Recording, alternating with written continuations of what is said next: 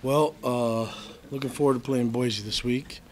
Glad that we have a full week to get ready for them. And after evaluating the film, I know I talked to you guys last time at post game, and a lot of the same things that we talked, kind of discussed. The turnovers were glaring negative, but there were also some things that were some mistakes that we couldn't overcome. You're looking at bad bad penalties that took points off the board, and even some administrative penalties that made it harder for us to gain first downs and kind of hurt our drives. And so, obviously, the glaring mistakes are the turnovers, but I think there's also some mistakes with penalties and that hurt our drives as well. On offense, defensively, thought the guys played hard. We put them in some bad spots and put them in the short fields, and I don't know if they could have done anything differently other than I think they did really well up front. We gave up a couple big plays in the throw game, but pleased with overall effort and some of the adjustments they made with even some of the injuries that we had on defense. But positives that I thought our O-line and D-line did well up front.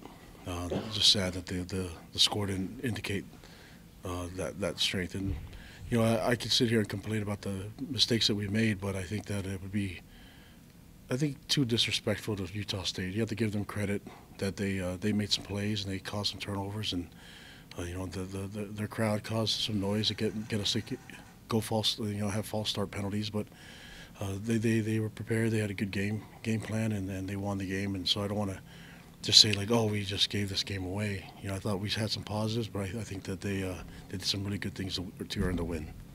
So, any questions? What can you tell us about the approach to the quarterback position this week? Yeah. Injuries and everything. Well, injuries are part of the game, and obviously you'd like to have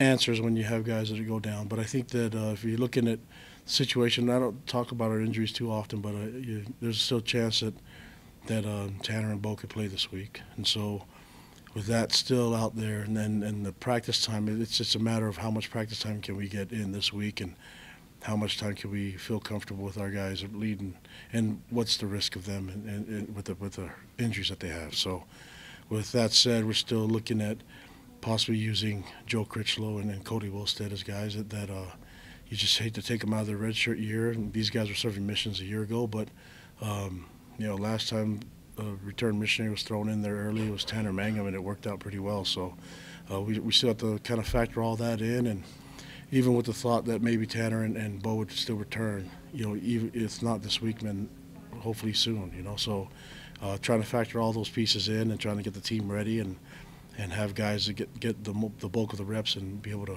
function and have points. So the last thing you want to do is just kind of have it open and then not really be good at what we can accomplish, and not sink reps into the guy that's going to be basically taking the role and taking the first snap of the game on Friday.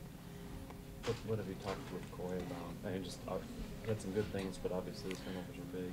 Yeah, I think the turnovers are big, but I think the mistakes kind of got us playing from behind a little bit, and the inability to throw the ball hurt us. When we had just to hang on the run game, and then we had those turnovers and the fumbles, and then it's never a good thing when you're not a threat to throw the ball downfield. And I think that defensively, I think I obviously have defensive background, but when you have a quarterback that struggles to throw the ball, it makes things a lot easier, and it makes things a lot easier to plan against. And so we struggled, and hate to come down on Coy, but he threw him out in a bad spot, and asked him to come back even from behind to help us win the game, and that's what we expected him to do. It didn't work out very well, and there's a just inability to find routes, and to function in the passing game. But understanding that it was a tough position for him to be in, we still expect our guys to be better than what he did on Friday night.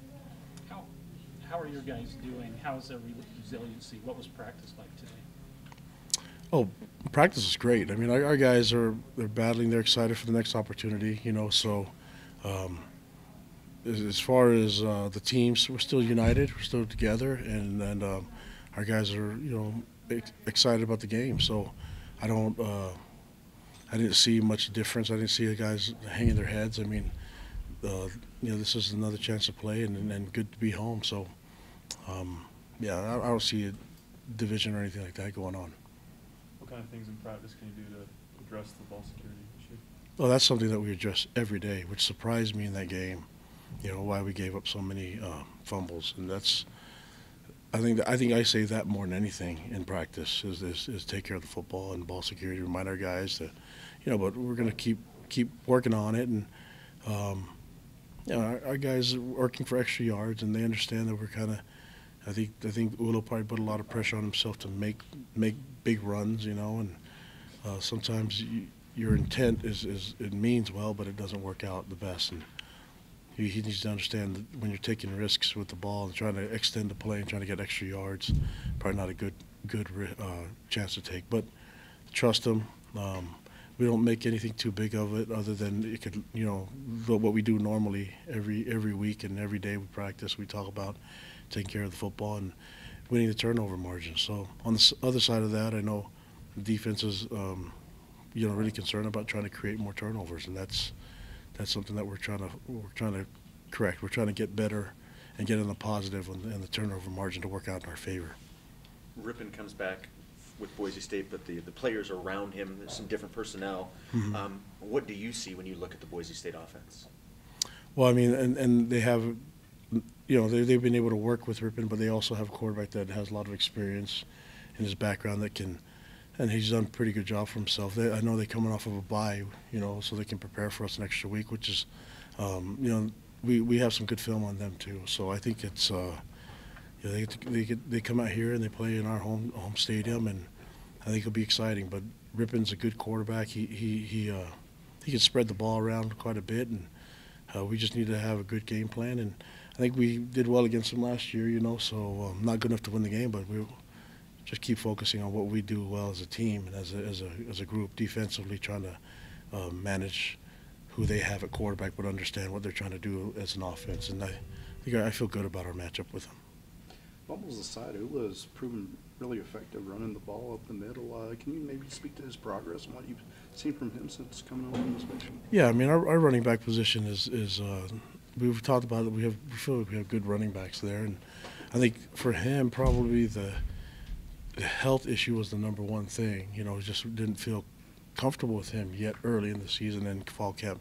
I think I mentioned he missed a lot of camp, and now we feel comfortable with him getting a lot of reps and getting a lot of runs, and he's starting to answer the call. But his body's feeling better. But you know, it's being a return missionary myself. I know how hard it is for these guys to get back into shape, and so we have to be smart with him. But plus, we have other guys that are still in the mix. I mean, there's Riley Burt's made a change back to running back, and there's a lot of things going into his background and why he's not getting more reps. But we're probably looking forward to seeing him on the field a little bit more. And Squally is doing better, you know, and Kavika has been slowed down with injuries. So we just have to adjust. But, you know, the running backs that we have, I think they have a solid old line to play behind, and so that should help them out. And we just need to make sure that we have some consistency in keeping teams, you know, on their heels with being able to throw the ball and also run the ball. That's something that we were missing last week.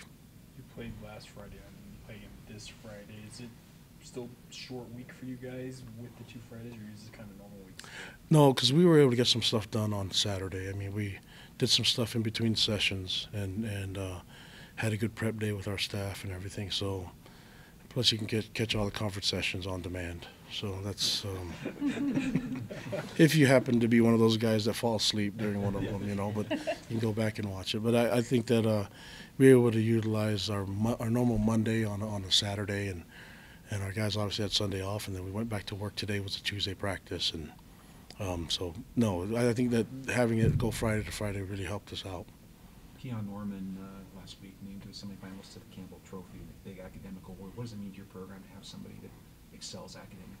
Oh yeah, he graduated with a degree and still had 2 years left to play. So we were able to get him as a graduate transfer, and he's been huge for us. And you know, he's really smart in academics, but really smart in the game of football too. So good leader for us, and just really happy to have him on our squad. Through 5 games, how would you assess the offensive play calling?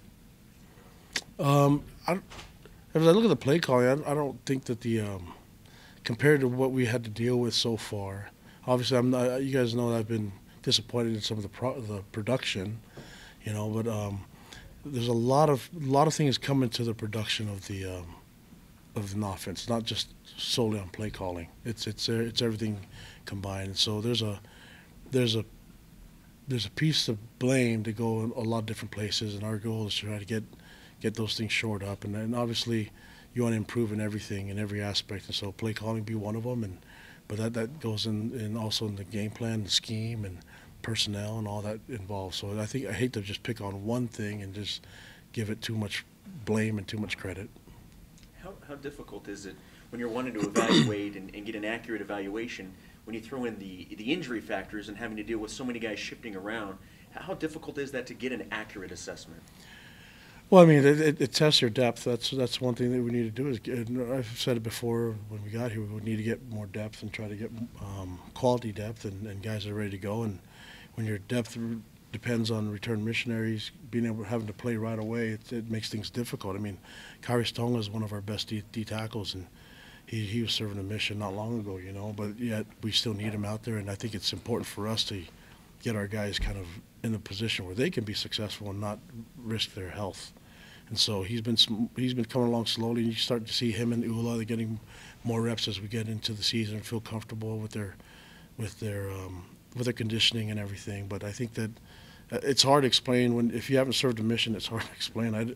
I never pulled a hamstring until I got home from my mission, and just did it walking up the stairs. I don't know if that's just my bad genetics and my bad athleticism, but it's just guys that serve missions know what I'm talking about. People that have done that just know that when you go from 2 years of not doing anything consistently athletically to build and help your strength and conditioning, it makes it difficult. But there's a time where you'd want to have a return missionary come, offer their mission, be here, and you don't have to rely on them to play right away. You know, and that's unfortunately we're not in that position right now, but we have some guys that can play and some guys that can help us try to win games, and that's what it gets down to. So I hate using that as an excuse because we have guys that can play.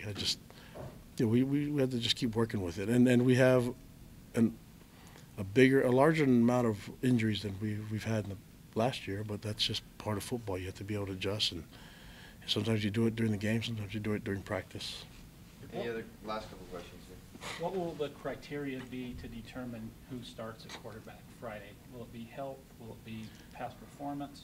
It's probably all of that. I mean, it's, again, you asking a question that is hard to answer until you get some more practice time. I mean, let's say this way: if Tanner is healthy and ready to go and he's had good practice time, then he'll play. He'll start. And the same thing with Bo. And if Tanner can't go, then Bo. So it's just down the line again. And in the meantime, we're still trying to see if Cody and Joe, if we need to go down there to have them play. So it's kind of up in the air, and depending on how they progress, if their health, number one, and then number two, being able to get the best guys out there to help us win. Pass rush has seen a little bit of an uptick, I guess, against Utah State. Are you hoping they can create more turnovers with that uptick? Yeah, definitely. I mean, I think I said before that in order to get better pass rush, it sounds crazy, but you have to stop the run. And when you can get a team to be a little bit more one-dimensional, and you can, help stop the run, it forces the team to go to the air quite a bit. And I think once Utah State did that, we were able to get some sacks. And so, yeah, it would always be focus on stopping the run. I think only good things happen when you stop the run defensively. Now, when you're going against a team that is based on throwing the ball, then you change it up to probably stopping the easy throws and the quick throws. So that all, we're trying to make teams a little bit more one-dimensional, and we were able to do that quite a bit on Friday last week. Just need to be more consistent doing that, and we've got a great team coming in this week, and looking forward to helping our team win by stopping the run. They're going to try and make big plays and try and get your guys looking the wrong way. Mm-hmm. How do you feel? How confident are you in your guys being able to withstand the temptation to follow what they want you to see as opposed to what they need to be looking at? Yeah, I mean, I think their identity is to do stuff like that, and they've had a lot of different packages on offense that we have to prepare for. And the good thing is we've seen them before, so there's a little bit there's a lot of film for us to watch, and Coach Harson's from that same tree that Chris Peterson and them are from, so there's a lot of stuff that you can kind of look through in the back and in the background that you know that there's a lot of stuff that they can do, but none of it should be too alarming to us. And yeah, we have to be disciplined. Everyone has to do their 1/11th in order for us to do well defensively against them. Anything else?